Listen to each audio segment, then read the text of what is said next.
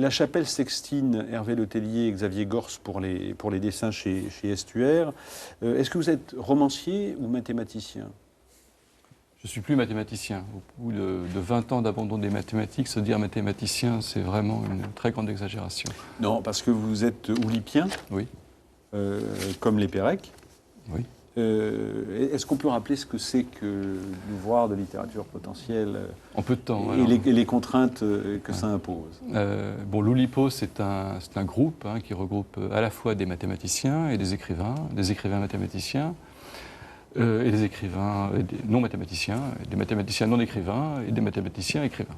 Voilà. Plus des érudits, plus des gens qui sont du collège de pataphysique. Donc c'est un groupe qui est plutôt un groupe de travail, plus qu'un mouvement, plus qu'une école. Et qui s'impose des contraintes pour écrire. Épouvantables. Qui peuvent épouvanter certains, mais a priori qui sont juste sans des eux, jeux. C'est terrible, hein. Bon, par exemple. Écrire sans eux, c'est terrible. À la fin de la disparition, Pérec arrivait à parler sans eux, ce qui est quand même assez formidable. C'est formidable. Oui, oui. Et alors, quelles sont les contraintes mathématiques, ou en tout cas oulipiennes, que vous avez mis dans la Chapelle Sextine, où l'on parle de sexualité? Oui.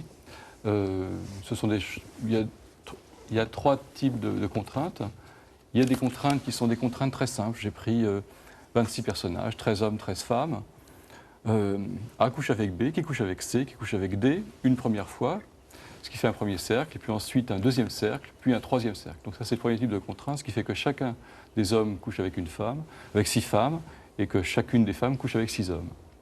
Simple. Oui. Jusque-là, c'est clair. Si vous le dites. Si, si.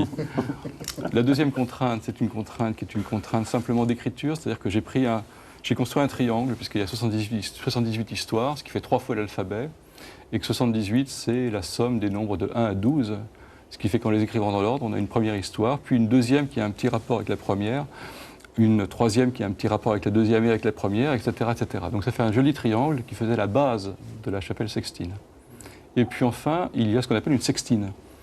C'est-à-dire que la sextine, c'est une forme qui est la forme inventée par un poète qui s'appelle Arnaud Daniel, qui est un troubadour, dans laquelle il y a une rotation, des mots riment en bout de strophe, et il y a 6 sextines, qui sont des sextines dans lesquelles on fait tourner les lieux où ils se rencontrent, les parties du cœur de la femme, les parties du cœur de l'homme, et donc on a à la fin une sorte de complexité narrative qui n'apparaîtrait pas sans le travail oulipien. Ce qui est l'intérêt du travail oulipien, c'est ça, c'est qu'on fait apparaître une complexité et une combinatoire qu'on n'aurait pas sinon. Il n'empêche, au-delà de cette on peut ne pas le savoir. Non, mais au-delà de cette jubilation, il y a forcément, j'imagine, une jubilation de l'écrivain à organiser. Oui, bien sûr. En termes d'écriture, est-ce que vous faites des dessins? C'est-à-dire, est-ce que non. Des schémas? Ah, des schémas, oui. Pour réussir à être cohérent. Celui-là, pour ce livre-là, ce n'est pas nécessairement le cas pour les autres livres, ouais. Mais pour celui-là, il y avait un schéma très strict qu'on s'était imposé d'ailleurs à 2 avec Xavier Gors. Pour les dessins, Xavier, oui. pour les dessins, bien sûr, avait des contraintes parallèles, et on s'est imposé de respecter ces contraintes. Et c'est drôle.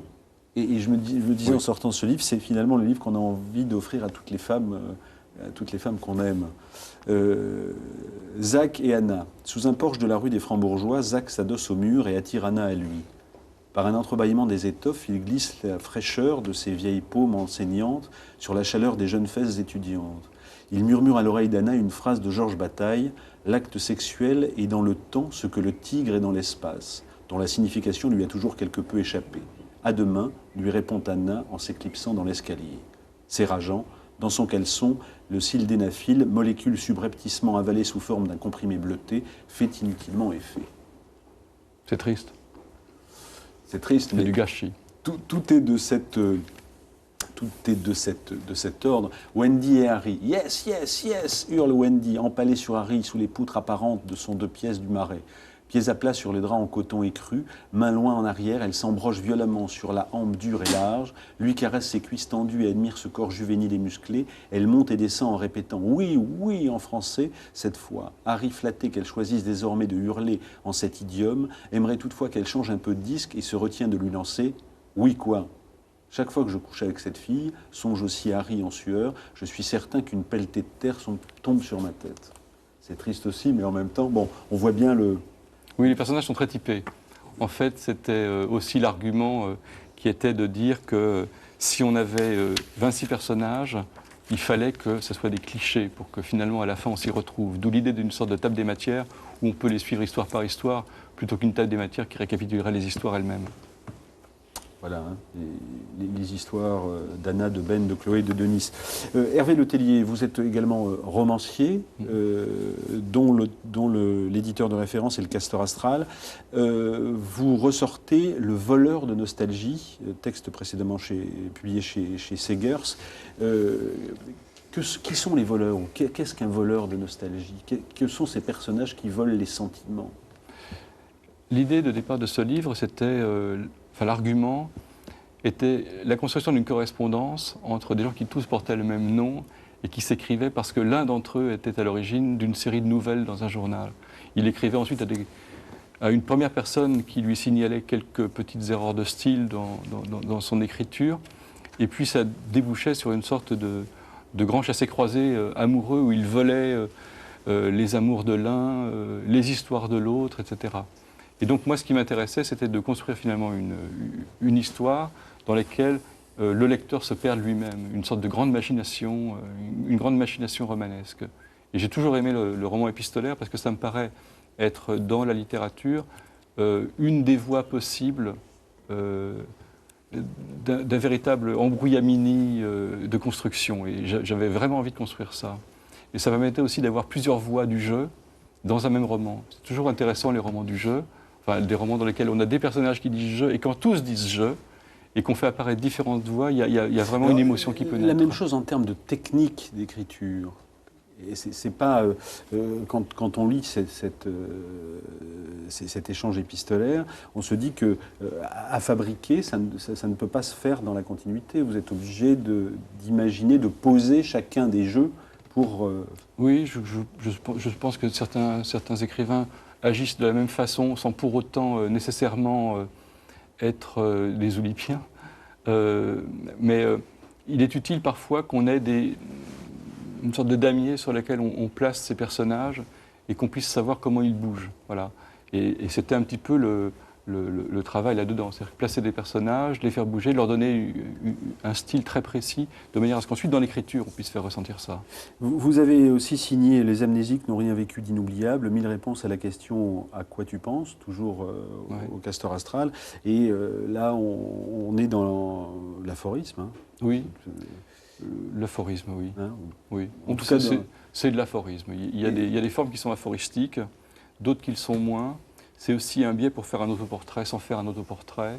Et donc là, vous n'êtes pas dans je me souviens, mais je pense. Voilà, c'était quand même un hommage à Pérec. C'était quand même un hommage à Jean. Alors on a ceci, par exemple, je pense que si, quand un avion s'écrase, tout est détruit sauf la boîte noire, on ferait mieux de voyager dans la boîte noire. Je pense que si je fais de plus en plus souvent l'amour avec toi dans le noir, c'est parce que je ne peux plus me supporter.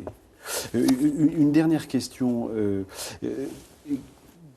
On voit bien quand on parle avec Marcelo Fuais que ce qui l'anime, c'est le rapport à sa terre.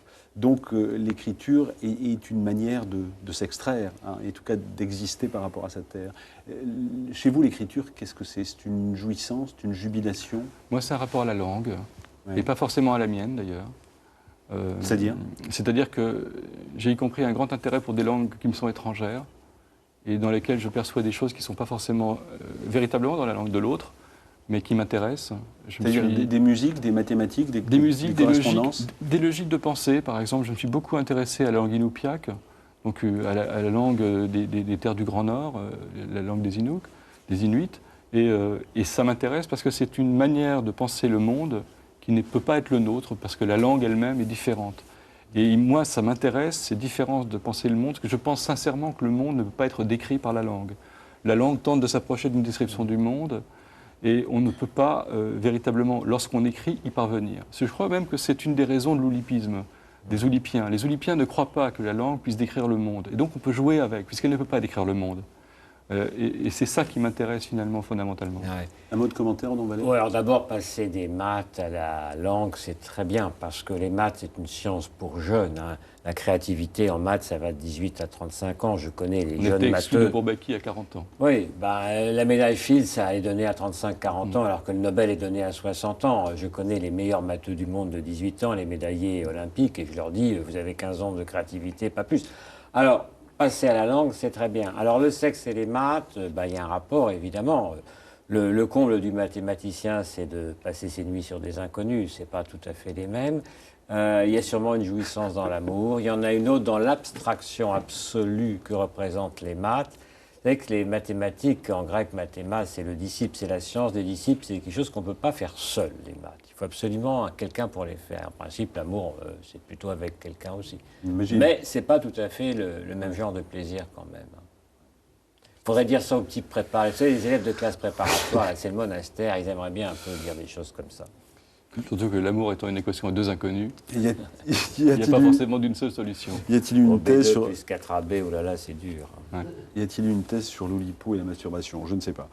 Il y a un livre sur la masturbation fait par un Oulipien qui donc- s'appelle Les plaisirs singuliers de Harry Matthews, à qui ce livre est dédié, bien qu'il y ait plus qu'une seule personne dans le texte.